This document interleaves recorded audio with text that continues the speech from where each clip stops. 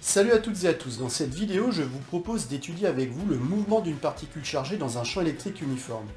Je vous montrerai en particulier comment un condensateur plan crée entre ses armatures un tel champ, permettant soit de dévier, soit d'accélérer une particule chargée en fonction de la direction de son vecteur initial. Je vous montrerai d'une part comment utiliser la deuxième loi de Newton pour trouver les équations horaires du mouvement de la particule ainsi que sa trajectoire, et d'autre part le théorème de l'énergie cinétique pour déterminer sa vitesse à la sortie d'un accélérateur linéaire. Vous êtes prêts? Alors, c'est parti! Une charge électrique ponctuelle négative immobile produit autour d'elle un champ électrostatique convergent. Une charge électrique positive immobile produit quant à elle un champ électrostatique divergent. Les surfaces équipotentielles sont des cercles concentriques centrés sur chacune des particules chargées. La direction des lignes de champ est radiale. En effet, chacune d'entre elles passe par la particule chargée. Le champ électrostatique est tangent aux lignes de champ et orthogonal aux surfaces équipotentielles. Dans les deux cas représentés ici, ce champ électrostatique est non uniforme. Un champ est qualifié d'uniforme si en tout point de l'espace il possède la même valeur, la même direction, le même sens. Un condensateur plan, lorsqu'il est chargé, crée entre ses armatures un champ électrostatique uniforme dont le sens va des charges positives aux charges négatives. Les lignes de champ sont alors orthogonales aux armatures. Une charge électrique positive plongée dans un champ électrostatique d'un condensateur plan subit une force électrostatique F est égale à Q fois vecteur E de même direction et de même sens que le champ E. Pour une charge électrique négative, la force électrostatique s'appliquant sur elle a la même direction que le champ E, mais un sens opposé à celui-ci. La valeur du champ électrique régnant entre les armatures d'un condensateur est inversement proportionnelle à la distance petit d séparant chacune d'entre elles et est en revanche proportionnelle à la tension électrique U appliquée entre elles. Le champ électrostatique E s'exprime en volts par mètre. Une particule chargée dont le vecteur vitesse initiale est orthogonal au champ électrostatique E est déviée lorsqu'elle pénètre à l'intérieur de la zone comprise entre les armatures d'un condensateur plan chargé. C'est le phénomène de déflexion électrostatique. Entre les armatures du condensateur, la trajectoire de la particule chargée est parabolique, alors qu'à l'extérieur, elle est linéaire. Entre les armatures du condensateur plan, c'est la force électrostatique vecteur F qui est égale à Q fois vecteur E qui est responsable de la déviation de la particule. Considérons comme système étudié la particule électrique de charge Q positive. Le référentiel d'étude sera le référentiel terrestre supposé galiléen. Les conditions initiales sont telles que le vecteur position OM a pour coordonnées x0 est égal à 0 et y0 est égal à 0, et le vecteur vitesse initiale a pour composante v0x est égal à v0 et v0y est égal à 0. Le bilan des forces extérieures ici se ramène uniquement à la force électrostatique vecteur F est égal à Q fois vecteur E. On négligera en effet le poids de la particule. Alors pour démontrer que le poids de la particule est négligeable devant la valeur de la force électrostatique, procédons à un calcul élémentaire en considérant comme particule élémentaire un proton. Donc proton dont la charge a pour ordre de grandeur 10 puissance moins 19 coulombs, la masse 10 puissance moins 27 kg, en considérant un ordre de grandeur pour G proche de 10 mètres seconde moins 2 et pour E de l'ordre de 10 000 volts par mètre, eh bien nous arrivons à un calcul pour P qui conduit à une force de l'ordre de 10 puissance moins 26 newtons et une valeur pour la force électrostatique dont l'ordre de grandeur vaut environ 10 puissance moins 14 newtons. Nous remarquons en substance que la valeur du poids est beaucoup plus petite que celle de la force électrostatique et il est donc tout à fait légitime de négliger le poids de la particule devant la force électrostatique agissant sur elle. La deuxième loi de Newton ou principe fondamental de la dynamique nous indique que la somme des forces extérieures est égale à m fois le vecteur accélération A. La somme des forces extérieures se ramenant ici uniquement à la force électrostatique, nous pouvons donc écrire que Q fois vecteur E est égal à m fois le vecteur accélération A, ce qui nous permet d'obtenir l'expression vectorielle du vecteur accélération A. Le vecteur accélération A est tel que vecteur A est égal à Q sur m fois champ électrostatique E. Nous remarquons que le vecteur accélération A dépend de Q et de M, et dans la mesure où le vecteur accélération A est collinaire au champ électrostatique E, eh bien cela implique que le mouvement de la particule chargée s'effectuera dans le plan contenant E, en substance ici le plan OX-OY. Afin d'exploiter l'égalité vectorielle précédente, il convient de la projeter sur les demi-axes OX et OY du repère cartésien d'étude. Donc remarquons que les composantes du champ électrostatique E sont telles que EX est égal à 0 et EY est égal à moins E. Alors attention à ne pas oublier ici le signe moins. En effet, d'après le schéma, si nous regardons le vecteur champ électrostatique E, nous remarquons que celui-ci a un sens opposé au demi-axe OY, d'où la présence en fait du signe moins. Le vecteur accélération A quant à lui pour composantes AX et AY. Donc ces deux expressions couplées en fait avec l'expression numéro 3 va nous permettre d'en déduire les composantes du vecteur accélération A comme étant telles que AX est égal à 0 et AY est égal à moins Q sur M fois E.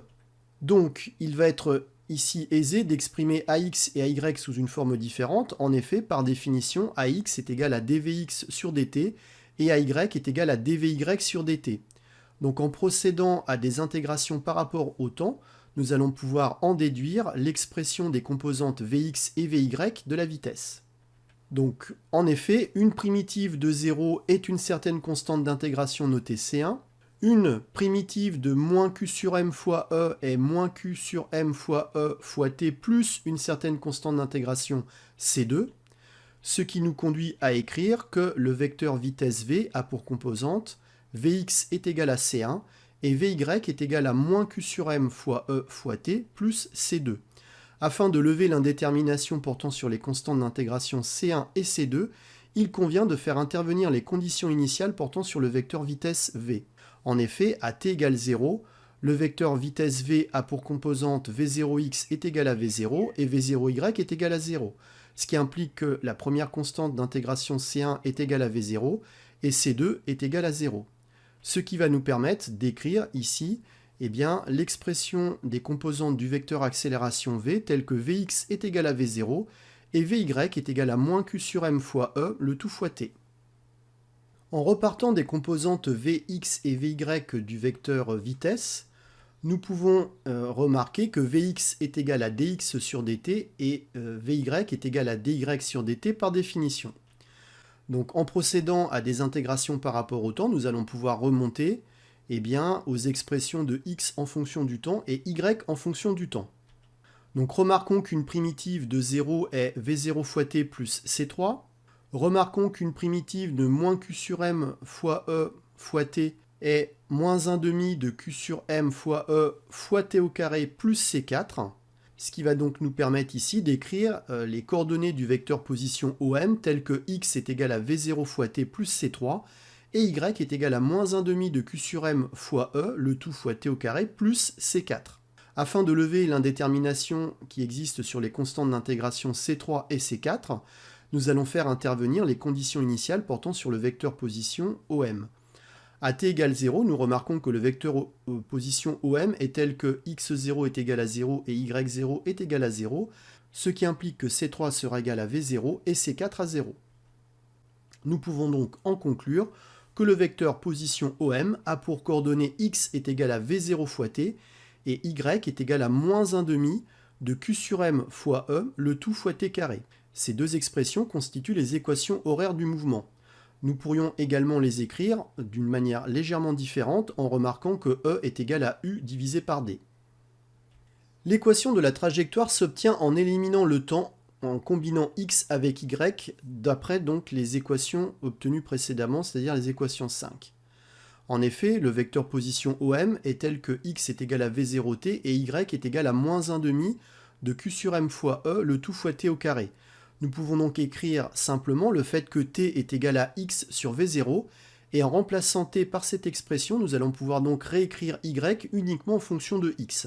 Nous obtenons le fait que y est égal à moins q fois e, le tout divisé par 2m0 au carré, le tout fois x carré. Cette équation est celle d'une parabole dont la concavité est tournée vers le bas. Donc un petit rappel de mathématiques. Donc en mathématiques, une parabole est une courbe qui est associé à une fonction f qui à tout x associe ax carré plus bx plus c. Et si le coefficient a qui se situe devant la forme quadratique x carré est négatif, eh bien cela est le signe que la concavité est vers le bas, ce qui est bien ici le cas de notre trajectoire dans le cas de figure de la particule positive que nous étudions. Pour pouvoir obtenir l'expression de la déflexion électrostatique y, il convient dans un premier temps d'exprimer la tangente à la trajectoire en x est égale à L, c'est-à-dire à l'endroit où la particule va quitter le champ électrostatique produit entre les armatures du condensateur. Donc nous allons pouvoir dans un premier temps exprimer l'équation de la trajectoire non plus en fonction de E mais à l'aide de U.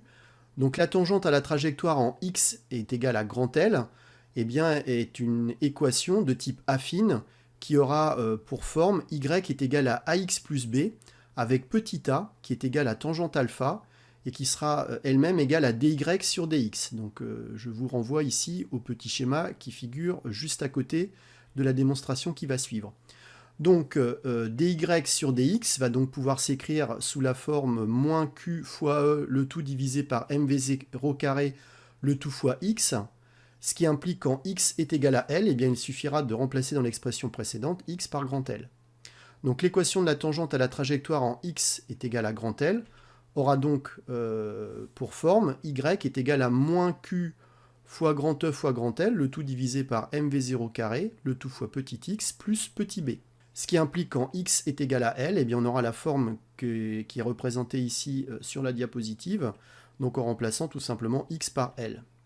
Donc d'après l'équation 6, nous devons également avoir comme expression de y en x est égal à L moins q fois grand E, le tout divisé par 2mv0 carré, le tout fois L au carré. Donc il suffit dès lors d'égaliser les deux expressions obtenues précédemment pour l'équation de la tangente à la trajectoire en x est égal à L, ce qui va nous permettre bien, de lever l'indétermination portant sur la constante petit b. Donc nous en déduisons assez facilement le fait que petit b est égal à q fois grand E, le tout divisé par 2mv0 carré, le tout fois L au carré. Ce qui nous permet ici d'obtenir l'expression de l'équation de la tangente à la trajectoire en x est égal à L. Et donc en organisant un petit peu les termes, nous obtenons l'expression qui figure ici à l'écran. Donc je vous encourage à reprendre pas à pas les différentes étapes de cette démonstration en cas de difficulté pour bien vous imprégner de la méthodologie permettant d'obtenir cette équation. Donc pour obtenir la déflexion électrostatique Y, il suffit de remarquer que d'après l'expression précédente, on doit avoir pour y en x est égal à L sur 2, on doit avoir y pour x est égal à L sur 2 est égal à 0. Ce qui implique également, en travaillant dans le petit triangle rectangle en D, que tangente alpha est égal à grand Y, le tout divisé par grand D moins L sur 2. Ce qui va nous permettre d'obtenir l'équation de la déflexion électrostatique comme étant égale à la formule 7, ici encadrée à l'écran. Nous remarquons que la déflexion électrostatique Y est proportionnelle au quotient Q sur M pour U et V0 fixés. Ceci est donc le principe du spectromètre de masse. Nous remarquons en outre que Y est proportionnel à U pour le quotient Q sur M fixé, ce qui est ici le principe du canon à électrons que l'on va donc retrouver dans, par exemple, les tubes cathodiques ou dans les oscilloscopes. Intéressons-nous cette fois-ci au cas où le vecteur vitesse initiale de la particule chargée est collinaire au champ électrostatique E, créé dans la zone comprise entre les armatures d'un condensateur plan. Dans le cas que nous étudierons ici, la particule est accélérée entre les armatures, car la force électrostatique qu'elle subit l'entraîne d'une plaque vers l'autre en augmentant sa vitesse. Il s'agit d'un mouvement rectiligne uniformément accéléré. Considérons comme système utilisé la particule électrique de charge Q négative. Plaçons-nous dans un référentiel d'étude terrestre supposé galiléen. Supposons que les conditions initiales sont telles que le vecteur position OM a pour coordonnées x0 égale à 0 et y0 est égal à 0, Et le vecteur vitesse initiale est tel que v0x est égal à v0 et v0y est égal à 0. Le bilan des forces extérieures ici se résume à la force électrostatique, car on néglige, comme tout à l'heure, le poids de la particule. Appliquons le théorème de l'énergie cinétique qui nous dit en substance que la variation d'énergie cinétique EC est égale à la somme des travaux des forces extérieures. Par définition, la variation d'énergie cinétique delta EC est égale à 1/2 de mv carré 1 moins 1/2 de mv carré 0. La somme des travaux des forces extérieures se résume ici uniquement au travail de la force électrostatique F entre les points A et B, c'est-à-dire F scalaire AB, et nous montrons assez facilement que la somme des travaux des forces extérieures, qui se ramène ici uniquement au travail de la force électrostatique, peut s'exprimer comme étant égale à la valeur absolue de la charge électrique de la particule chargée fois U. En égalisant les deux expressions précédentes, on arrive à la conclusion que 1/2 de mv carré 1 moins 1/2 de mv carré 0 est égal à valeur absolue de la charge électrique Q fois U. Ce qui nous permet d'écrire que V1 carré peut s'écrire comme étant égal à 2 fois la valeur absolue de la charge Q fois grand U, le tout divisé par petit m, plus V0 carré.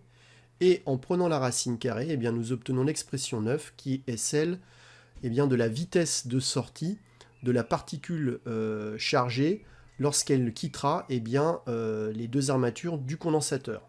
Un champ électrostatique peut donc soit accélérer une particule chargée à l'instar de ce qui se passe dans un accélérateur linéaire de particules chargées, soit les dévier. Dans un cas comme dans l'autre, c'est le champ électrostatique uniforme régnant dans la zone entre les armatures d'un condensateur plan chargé qui sera responsable de tout cela. Tout dépendra de la direction du vecteur vitesse initiale par rapport à celle du champ électrostatique E. Voilà, j'espère que vous en savez désormais un peu plus sur le mouvement d'une particule chargée dans un champ électrostatique uniforme. Je vous remercie de votre attention et vous donne rendez-vous très vite pour de nouvelles aventures. À bientôt!